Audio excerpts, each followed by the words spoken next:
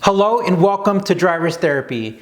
In today's video, we're going to be talking about the McLaren F1 and the Honda/Acura NSX. In this video, we're going to be talking about their rich histories, how they're connected, the similarities, and their differences. So without further ado, let's start the video.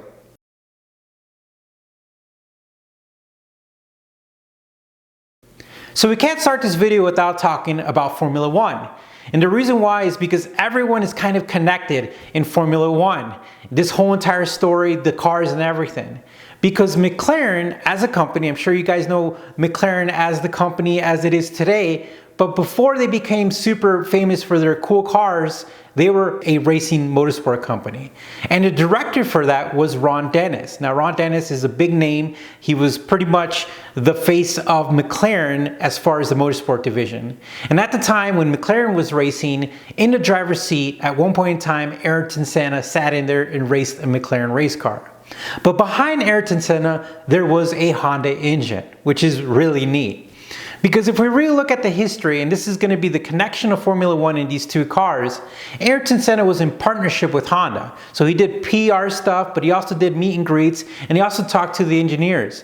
And at one point in time in the track, the engineers asked Ayrton for his feedback on the NSX while it was being developed. And he came back and said that the suspension needed to be stiffened up. And the really neat thing is that the engineers took note and actually implemented his suggestions to the NSX, which is great. But before we start diving more into the history and the connection in this whole video, I really want to make sure you guys know some certain names because they're going to pop up a lot. Now, Gordon Murray was not only, he had the idea for the F1, but he was the team leader and he had a small team of people. Of course, you can't do everything yourself, but he had a small group of people who helped him put together that vision he had for the McLaren F1. Now, first off, I know we said the word F1 and we're talking about Formula One, so I want to quickly make that connection. F1 means Formula One, so McLaren Formula One.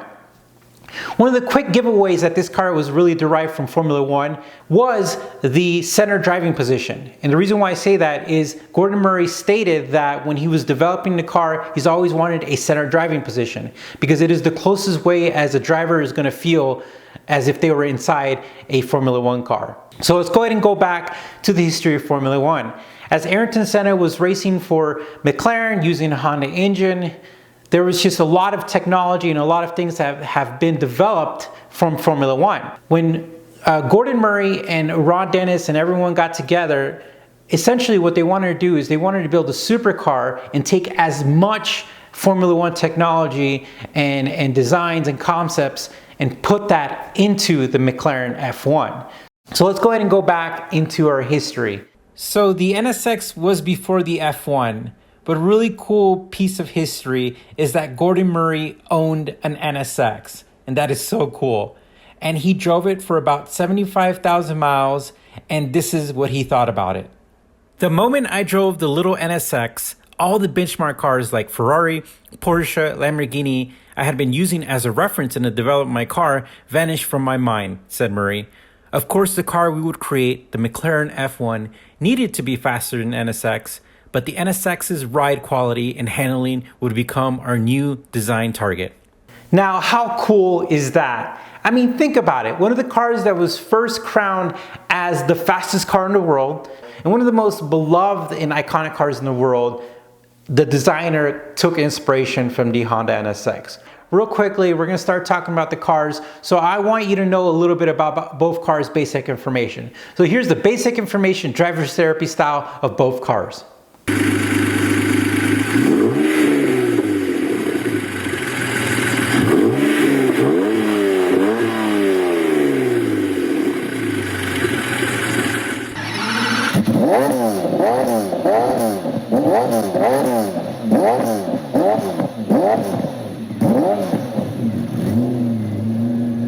So let's talk about the similarities of both cars. Well, both cars are mid-engine, rear-wheel drive, and both cars led the way with the use of certain composites.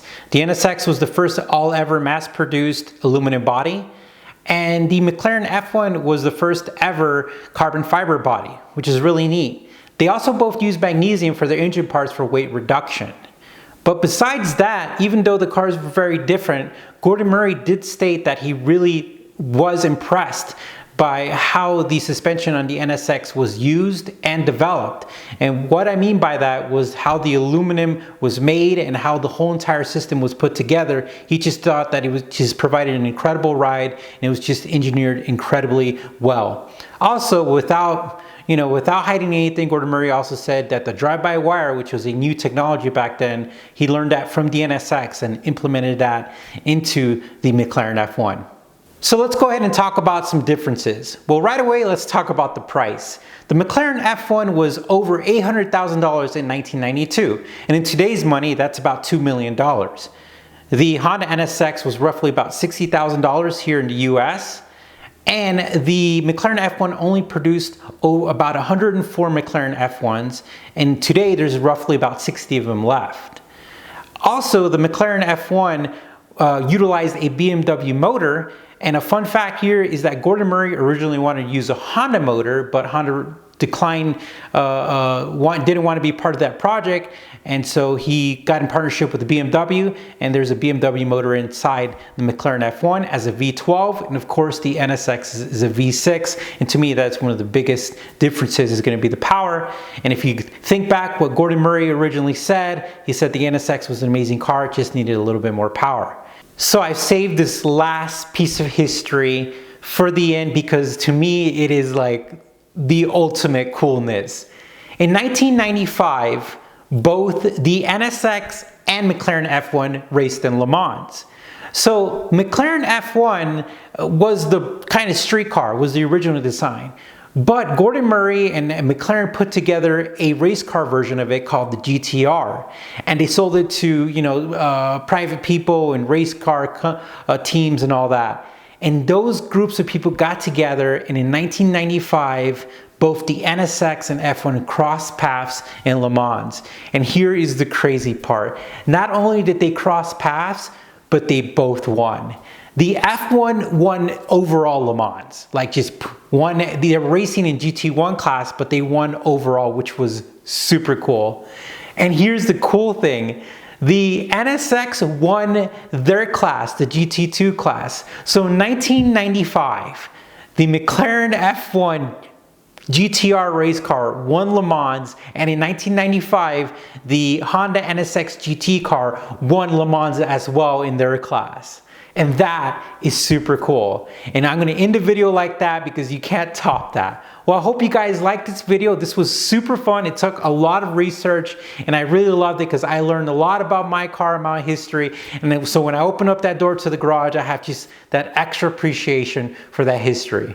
All right, guys, thanks for watching. I welcome you to subscribe. That's how we grow. That's how we do more videos. And that's how we just simply, we just love when you guys join the Driver's Therapy crew. All right, guys, you take care, and we'll talk to you soon.